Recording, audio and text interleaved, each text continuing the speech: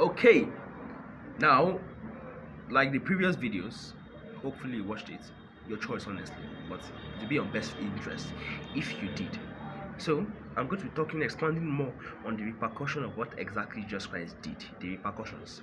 And second one is Romans chapter 5 verse 16 to 17. It was talking about how and the result of God's gracious gifts. This is the NLT version, okay? I'm going to be using much more of the NLT version. That's the beautiful version. And if you want a Bible that can be used properly, I highly recommend the U version. Usually, that's the name of the Bible, U version. Check the Play Store and download it. But then, back on topic, if you in Romans chapter 5 verse 16-17, it was talking about the repercussion of what Jesus Christ came to do, especially chapter 17 verse 17 rather. It says, and the result of God's gracious gift is very different from the result of that one man's sin, Adam's sin. For Adam's sin led to condemnation, but God's free gift leads to our being made right with God, even though we are guilty of many sins. Exactly. Look at the last part. It says God's free gift, salvation, leads to our what? Being made right with God. The next part is the beautiful part. Even though you are guilty of many sins, even though you are guilty of many sins, God's free gift leads to our being made right with God. Now, let me give you an illustration so you can better understand this. Now, think of two prisons, okay? Because of Adam did, you should know the backstory, okay?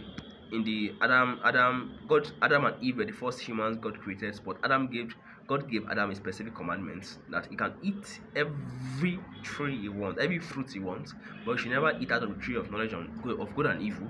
But he went ahead and ate it too, and because of that, our connection with God was severed.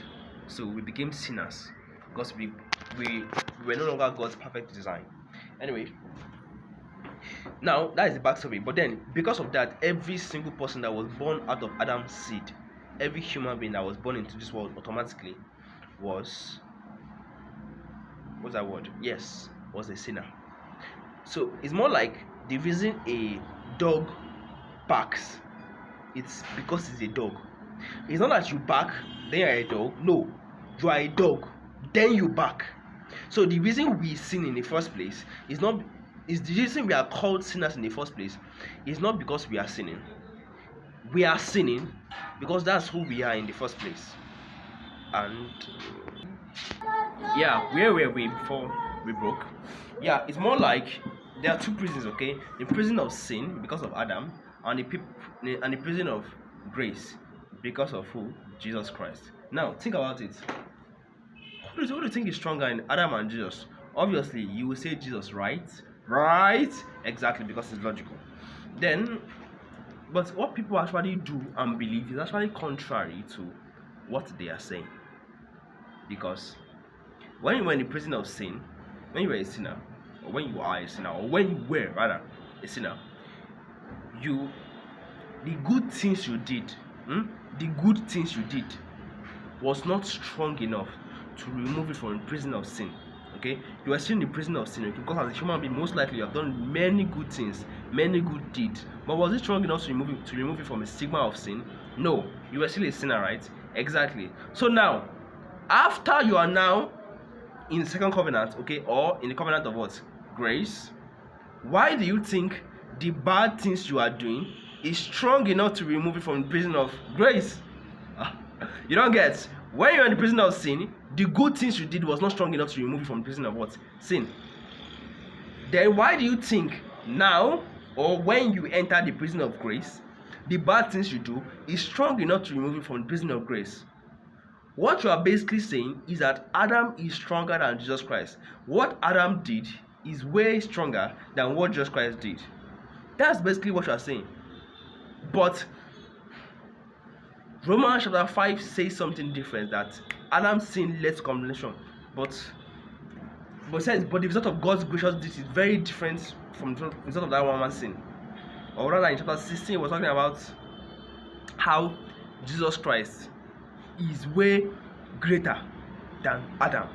Check Romans chapter 5 verse 12 downwards, you will get it. It was talking about how Jesus Christ is way greater than Adam. Therefore, if Jesus Christ is way greater than Adam, the repercussion of what Adam did should not be stronger than the repercussion of what Jesus Christ did. Do you understand?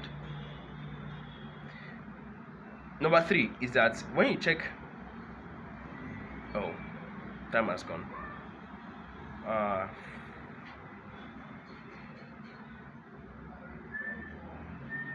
Okay, no problem.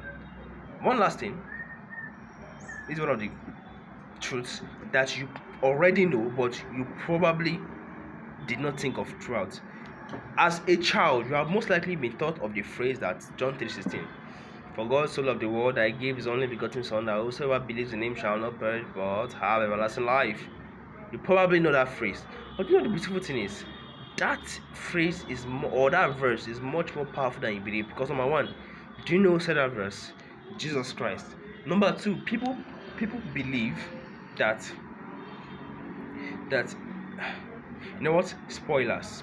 In the next video, I'm going to telling you how to get into the second covenant. In the next video, I'm going to be telling you about how to get into the second covenant, which is basically the greatest part of the gift I am giving you. How you can enter into the second covenant. And then after that, I'm going to tell you about every single thing that God has given to those who are in the second covenant. Look forward to it.